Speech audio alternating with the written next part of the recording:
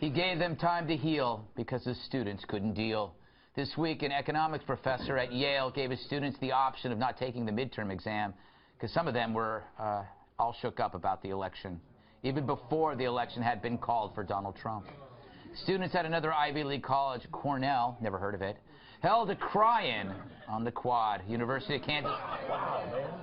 University of Kansas had therapy dogs, poor dogs, to comfort the students. And according to the Wall Street Journal, students at the University of Michigan went to the Student Affairs office to play with coloring books and Play-Doh. All right. Terry. Yeah. Do you think this is just some kind of temporary thing? I have a feeling, like when I went to the debate at Hofstra, I saw a lot of kids for Trump. When I was at Berkeley, I think so too. When I was at Berkeley, there were no conservatives out walking around. That was 25 years ago, and now do you think there were even none, or were they just were they hiding? They were hiding. That's exactly right. But when I was at Hofstra for the debates, there were kids out there. Trump, and that's new. Well, we just said this. I think whether you like this or not, this is freeing.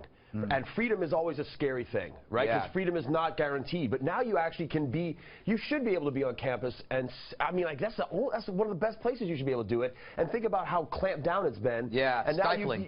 I mean, suffocating. So it is liberating. You're welcome, left wing. You're welcome. You're free now. You know, it's interesting, Kat, because you get a lot of complaints from comedians who go to campuses who say they can no longer do the kind of material because it's stifling. They will disinvite speakers. So maybe this is it. This is where, you know, this is the end of that. It should be, and especially if you oppose Trump. I wrote a piece about this, and it was called "Class is being canceled because Trump won is why Trump won." Yeah. Right. And that's just the truth. People are not thinking, oh, wow, these kids are so upset and they're missing class. Maybe I should have thought about what I did. They're thinking, that's why I did it. Right. Exactly right. And it's not surprising. It's not surprising. If they can't see Trump's name in chalk without, like, freaking out, needing a safe space, I'm very not at all surprised that when they have to think of, oh, he's the actual president, how they'd have a hard time dealing with that. And even they're saying, you know, it's personal, I'm worried about my family, I'm worried about this, I'm worried about that. Okay, kindergartners, people in the first grade that live in broken homes, go to school every day, and they don't have their teachers giving them notes saying, okay, yeah, you're going through a tough time, so you don't need to learn to read an ad. That's not how the world works, and they've created this so much more than anybody's racist uncle or whatever it is that they're saying is causing this. So hopefully they'll realize it. It's really up to whether or not they can get it together. Right on, yeah. Tires? You came from a broken home. Oh, yeah, broke as hell. Because you sat on it and it broke. That's a joke about how big you are. Was it? Thanks, Mom. Oh, my God. It was. He's the largest unsafe space. I went to college. Yeah. I went to school in Nebraska, so I had to walk in snow uphill both ways. And you're grateful. Like that.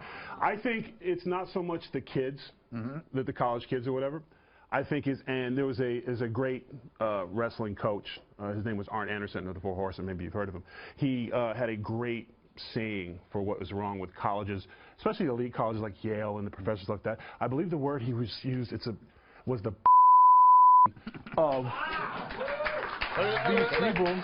It's right there. It's a word. It wasn't the students. It was the instructor. Right, yeah. I'm sad. I'm a liberal. I'm sad. We're not going to have class tomorrow because I can't have papers. You know what I would do if I was in class? But, oh, yeah, I'm sad too. Let's go. Like, students are going to give whatever you have. There was a University of Rochester professor who canceled all of his student meetings because he, as the professor, couldn't bear to talk about it with his students. Yeah, Go to work. Go to work. I got a last word to you. How much time do I have? Yeah, 40 seconds. That's a very good question. I wonder.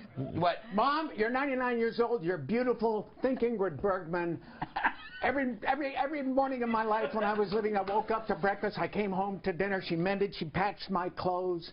She was my nurse. She was a doctor. She kept the family together. She cooked. She cleaned. She had 5 family. Yeah. She put me to school. She never complained. And then I went to college and met feminists who told me that my mother was a failure. Right. That's true. Yeah, but that's true. God bless your mom. I love you and thank you and all your generations. That's right. All right. I call that a grand slam.